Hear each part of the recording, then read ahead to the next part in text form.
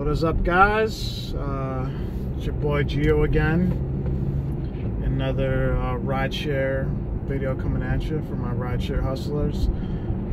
This one has to do with something that happens semi-regularly to any driver that drives on the weekends, and it has to do with cell phones and returning forgotten cell phones to passengers.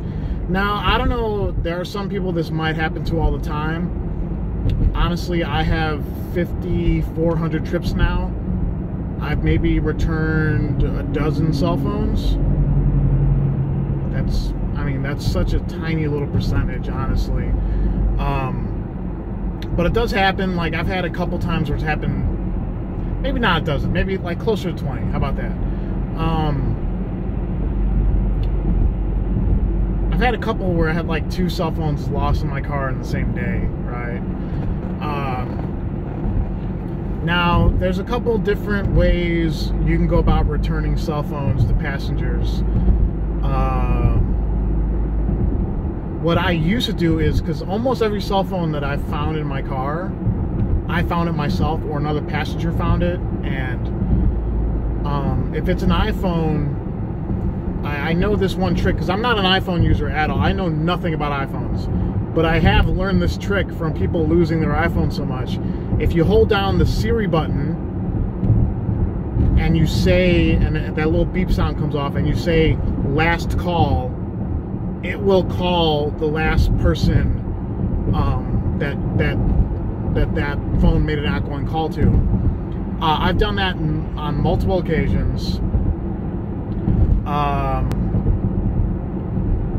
That's been one way of doing it, and most of the time, like, if you do that, someone will, if you return the phone, they'll give you a little cash tip, 10, 20 bucks, you know. And most of the time that's cool, because almost every time that's happened to me, I found the phone when I was in the city, and it really didn't take too much effort to like drive 5-10 minutes to drop off this cell phone and just go back to maybe driving or go home or whatever.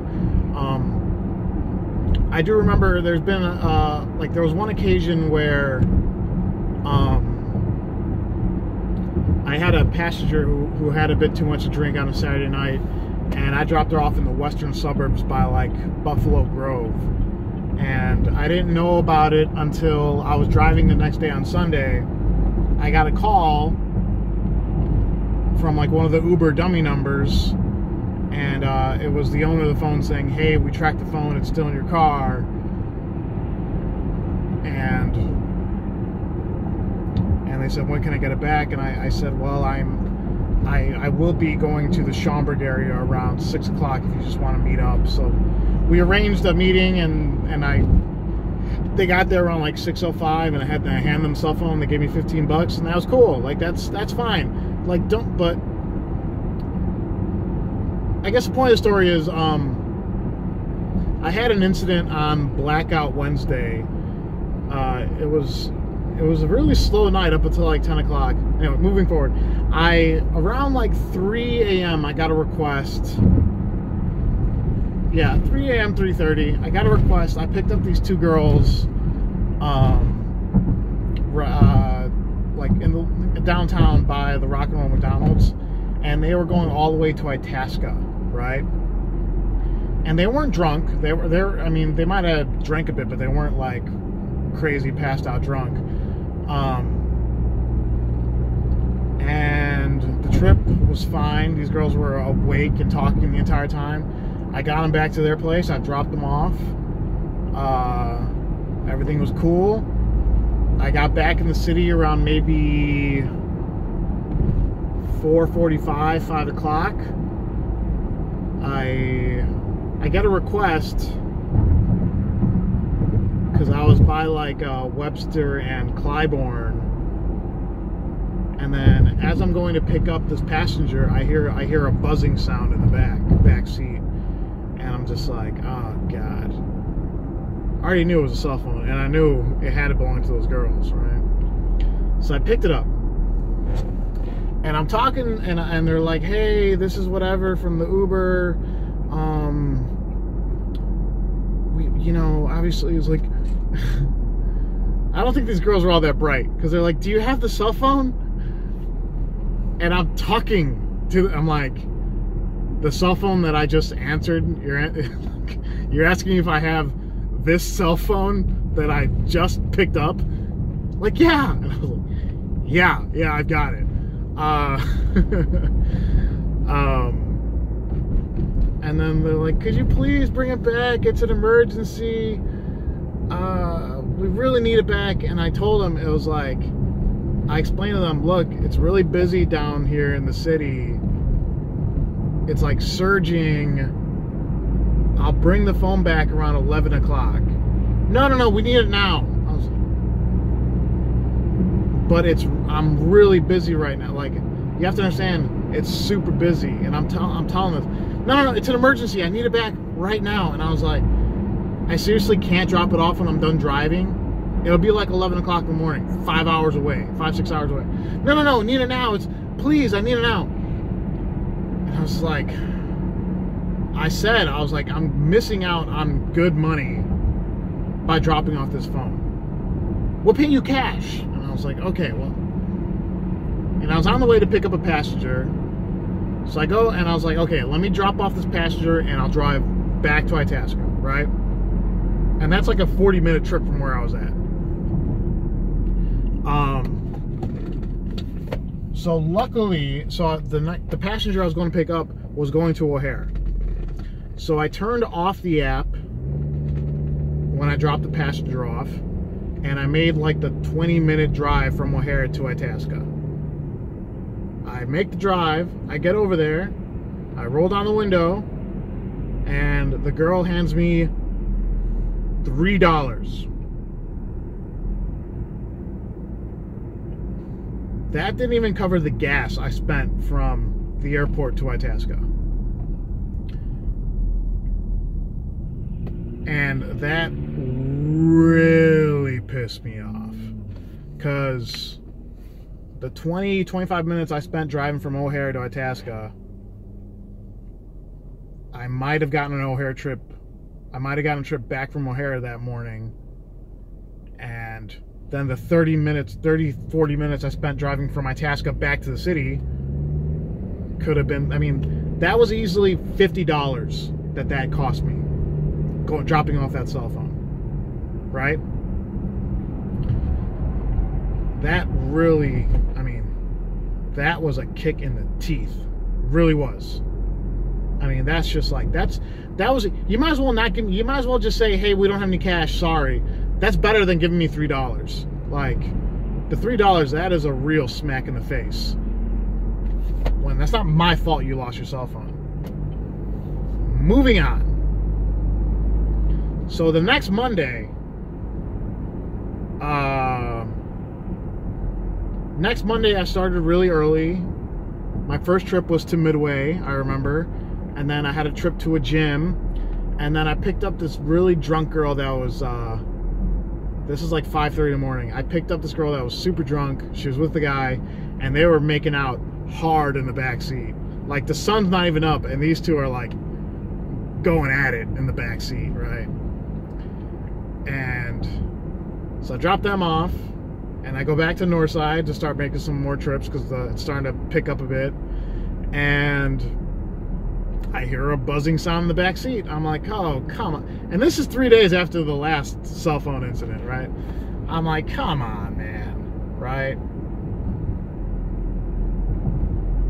And I had a passenger in the back seat while this phone was like, I didn't try to hide the phone. I put it like in the center of the car, by the center console. And she was like, what's that? I was like, some passenger forgot their phone.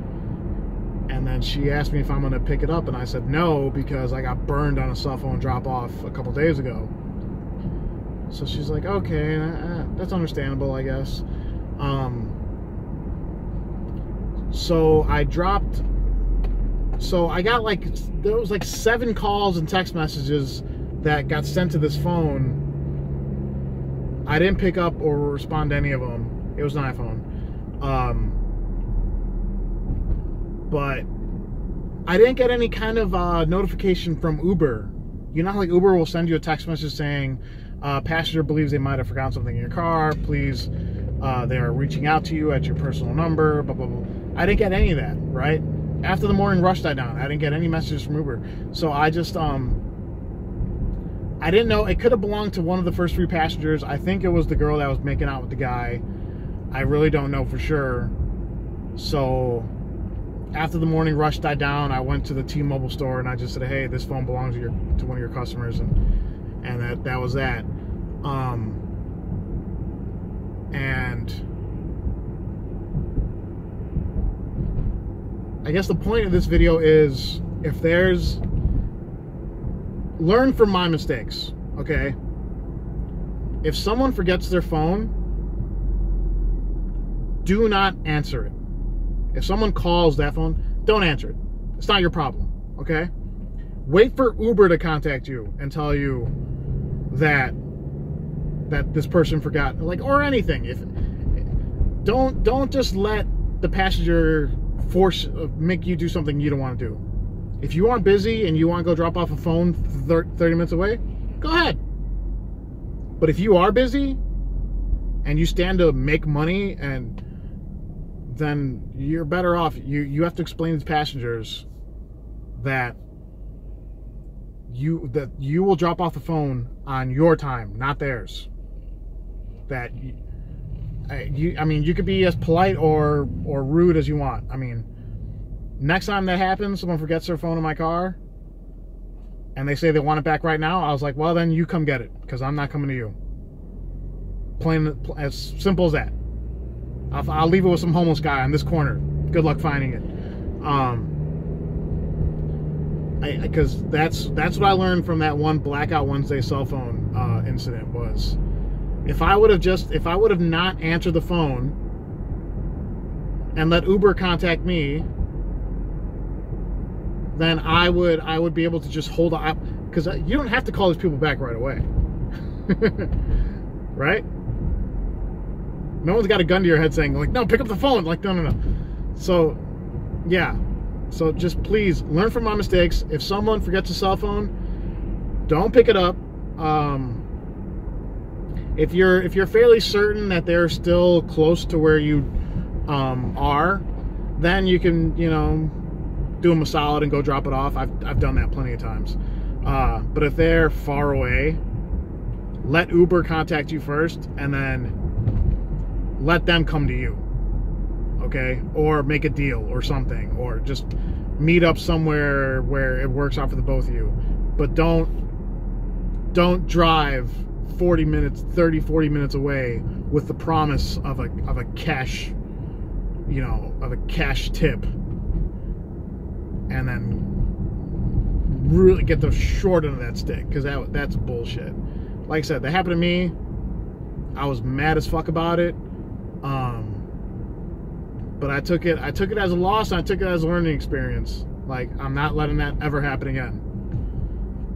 Simple as that. I mean, and well, on the topic of cell phones, I did have one very drunk gentleman Friday night who got to his address. He was passed out the entire trip. Passed out with a bag of chips in his hand. It was pretty funny. Passed out the entire trip. Must have been comfortable. And then got to the address. He kind of woke up and he's like, okay. He got out of the car. Just turn the light on your car, and then just maybe check around the back seat. Someone's more likely to forget their cell phone when they've had a lot to drink. So yeah, just do a quick once over in the wee morning hours if you choose to drive at those times. You might find a random cell phone or something in the back seat, and they may not tip you for it, but it's just less of a headache on your part.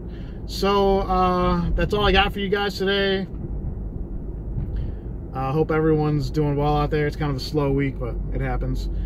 Other than that, stay safe out there, and like, comment, share. That's all I got. Talk to you later. Bye.